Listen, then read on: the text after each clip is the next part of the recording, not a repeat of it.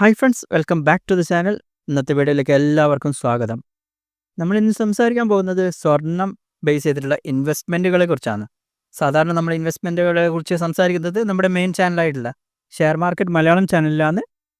പക്ഷേ നിങ്ങൾക്കറിയാം, കഴിഞ്ഞ കുറച്ച് മാസങ്ങളിലായിട്ട് നമ്മൾ ഈ ഒരു ചാനലിൽ ഡെയിലി ഗോൾഡ് റേറ്റിൻ്റെ അപ്ഡേറ്റ്സുകൾ ഇടാറുണ്ട്. അപ്പോൾ ഗോൾഡ് ഇൻവെസ്റ്റ്മെൻറ്റിനെ കുറിച്ചുള്ള വീഡിയോയും ഈ ഒരു ചാനലിൽ തന്നെ ഇടാമെന്ന് വിചാരിച്ചു. സ്വർണത്തിൽ പല രീതിയിൽ നമുക്ക് നിക്ഷേപിക്കാം.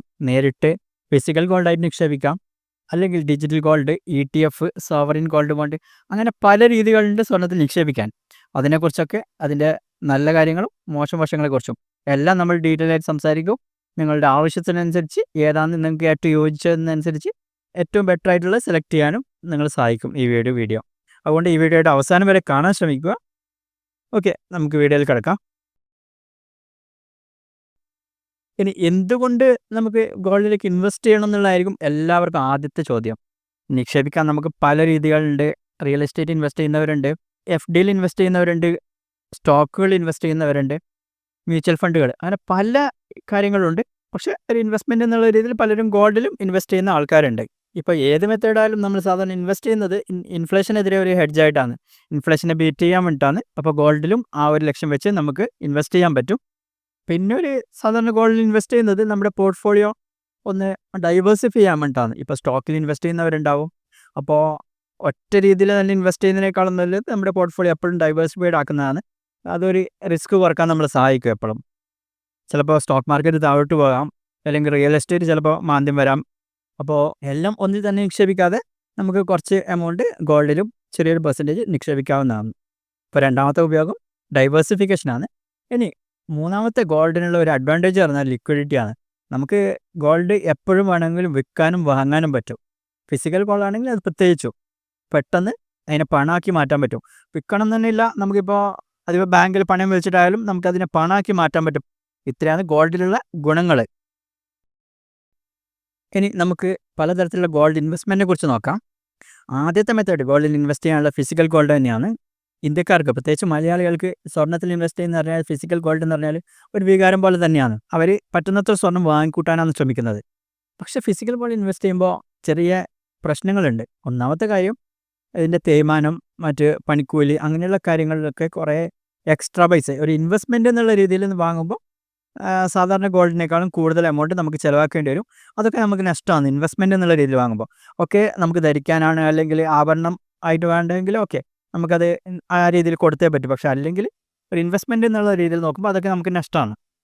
പിന്നെ ഈ ഒരു സ്വർണം വലിയ ക്വാണ്ടിറ്റി ഒക്കെ ഉണ്ടെങ്കിൽ സൂക്ഷിക്കാനും പ്രയാസമാണ്. അത് നമുക്ക് ബാങ്ക് ലോക്കറിലും മറ്റും സൂക്ഷിക്കേണ്ടി വരും, അതിന് ചിലവുണ്ട്. പിന്നെ സ്വർണ്ണത്തിൻ്റെ പ്യൂരിറ്റി, ഫിസിക്കൽ ഗോൾഡ് വാങ്ങുമ്പോൾ എത്രത്തോളം ശുദ്ധമായ സ്വർണ്ണമാണ് നമ്മൾ വാങ്ങുന്നതിന് അത്ര ഉറപ്പിക്കാനും പറ്റില്ല. ഓക്കെ, നമുക്ക് വിശ്വാസമുള്ള ജ്വല്ലറികളാണെങ്കിൽ, അല്ലെങ്കിൽ 916 ഹോൾമാർക്കെല്ലാം ഉണ്ടെങ്കിൽ നമുക്ക് ആ ഒരു പ്യൂരിറ്റി ഉറപ്പിക്കാം. എങ്കിലും നമുക്ക് ആ ഒരു റിസ്ക് എപ്പോഴും ഉണ്ട് അതിൽ. ഇനി രണ്ടാമത്തെ സ്വർണ്ണത്തിൽ നിക്ഷേപിക്കാനുള്ള മെത്തേഡ് ഡിജിറ്റൽ ഗോൾഡാണ്. ഡിജിറ്റൽ ഗോൾഡ് നിങ്ങൾക്ക് പല ആപ്പുകളിലും കണ്ടിട്ടുണ്ടാകും. ഫോൺ പേ പോലുള്ള ആപ്പുകളിൽ ഡിജിറ്റൽ ഗോൾഡ് വാങ്ങാൻ പറ്റും ഈസി ആയിട്ട്. ജസ്റ്റ് ഒരു ക്ലിക്കിൽ ചെറിയൊരു എമൗണ്ട് വെച്ചിട്ട് വരെ ഡിജിറ്റൽ ഗോൾഡ് വാങ്ങാൻ പറ്റും. പേര് പറയുന്ന പോലെ തന്നെ ഇത് ഒരു ഡിജിറ്റൽ ഫോമിലുള്ള ഗോൾഡാണ്. അതായത് ഫിസിക്കലായിട്ട് നമുക്ക് സ്വർണം കിട്ടുന്നില്ല. നമ്മൾ ആ സ്വർണത്തിൻ്റെ എമൗണ്ട് നമ്മൾ അതിൽ നിക്ഷേപിക്കുന്നു. അവർ അതിന് തുല്യമായിട്ടുള്ള സ്വർണ്ണം അവിടെ സൂക്ഷിക്കുന്നതെന്ന് പറയുന്നത് നമുക്ക് വിൽക്കുമ്പോൾ ആ സ്വർണത്തിൻ്റെ കൂടിയ വിലയുടെ ലാഭം നമുക്ക് കിട്ടും. പക്ഷേ ഇതിലും ചെറിയ പ്രശ്നങ്ങളുണ്ട്. ഒന്നാമത്തെ പ്രശ്നം, ഇതിന് പ്രത്യേകിച്ച് റെഗുലേറ്റ് ചെയ്യാൻ ബോഡിയൊന്നുമില്ല ഇന്ത്യയിൽ.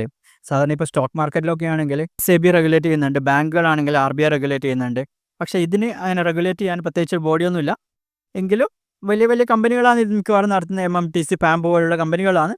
ആ ഒരു വിശ്വാസം മാത്രമേ നമുക്കുള്ളൂ. ഈ ഒരു സ്വർണം വാങ്ങുന്ന പ്ലാറ്റ്ഫോം എത്രത്തോളം വിശ്വാസയോഗ്യമാണെന്ന് നമുക്കത്ര ഉറപ്പില്ല. പിന്നെ ഒരു ഗുണം, ഇതിൽ നമുക്ക് ചെറിയൊരു എമൗണ്ട് വെച്ചിട്ട് വരെ വാങ്ങാൻ പറ്റും ഡിജിറ്റൽ ഗോൾഡ്.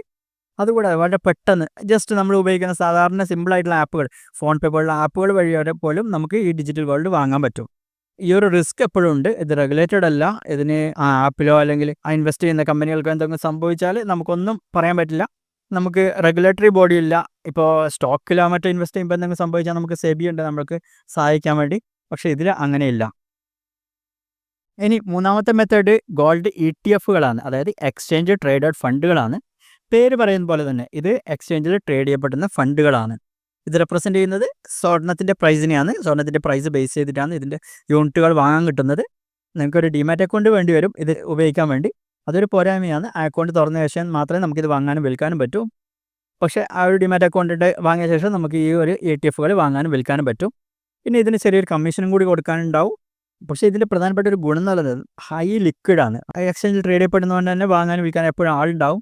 അപ്പോൾ നമുക്ക് ഈസി ആയിട്ട് അത് വിൽക്കാനും പറ്റും. പിന്നെ ഫിസിക്കൽ ഗോൾഡ് പോലെ ഇതിൽ പണിക്കൂലി അങ്ങനെയുള്ള ചാർജുകളൊന്നും എക്സ്ട്രാ ഇല്ല. പ്യുവർ ആയിട്ടുള്ള ഗോൾഡിൻ്റെ പ്രൈസ് മാത്രമാണ് നമുക്ക് കൊടുക്കേണ്ടി വരുന്നത്.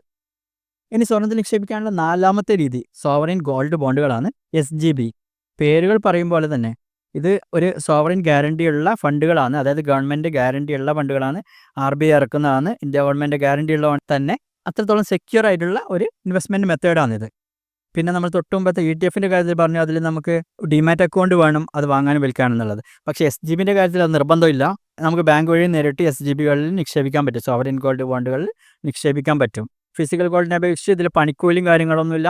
ആ ഒരു ബെനിഫിറ്റും ഉണ്ട്. ആ ഒരു ചിലവുകൾ നമുക്ക് കൊടുക്കേണ്ടി വരുന്നില്ല. പ്യുവർ ആയിട്ടുള്ള സ്വർണ്ണത്തിൻ്റെ വിലയാണ് കൊടുക്കേണ്ടി വരുന്നത്. 1 ഗ്രാമിൻ്റെ വില മുതൽ നമുക്ക് ബോണ്ടുകൾ വാങ്ങാൻ കിട്ടും.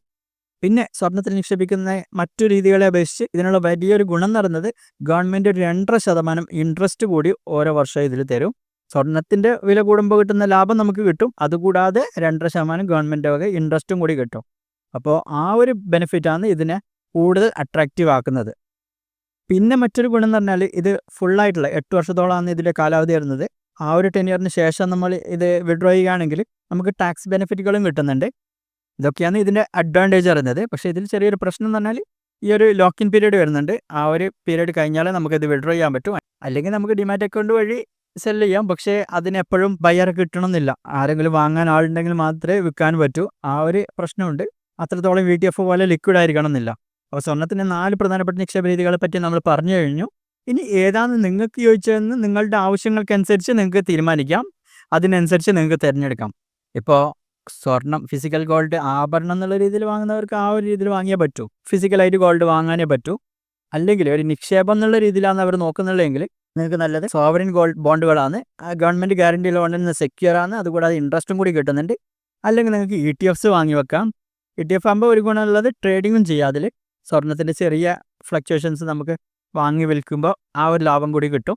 പക്ഷേ ഏറ്റവും ബെസ്റ്റ് ഇൻവെസ്റ്റ്മെൻറ്റ് എന്നുള്ള രീതിയിൽ സോവറിൻ ഗോൾഡ് ബോണ്ട് അല്ലെങ്കിൽ ETFകൾ തന്നെയാണ്. അപ്പോൾ ഇത്രയും കാര്യങ്ങളാണ് ഇന്നത്തെ വീഡിയോയിൽ പറയാനുള്ളത്. ഇതുപോലുള്ള സ്വർണ്ണത്തെക്കുറിച്ചുള്ള കൂടുതൽ വീഡിയോസിനായി ചാനൽ സബ്സ്ക്രൈബ് ചെയ്യാൻ മറക്കരുത്. ഇതിനെക്കുറിച്ച് എന്തെങ്കിലും സംശയം ഉണ്ടെങ്കിൽ താഴെ തന്നെ കമൻറ്റ് വഴി ചോദിക്കാവുന്നതാണ്. വീഡിയോ ഇഷ്ടമായി ലൈക്ക് ചെയ്യാൻ മറക്കരുത്. കൂട്ടുകാർക്ക് ഷെയർ ചെയ്യുക.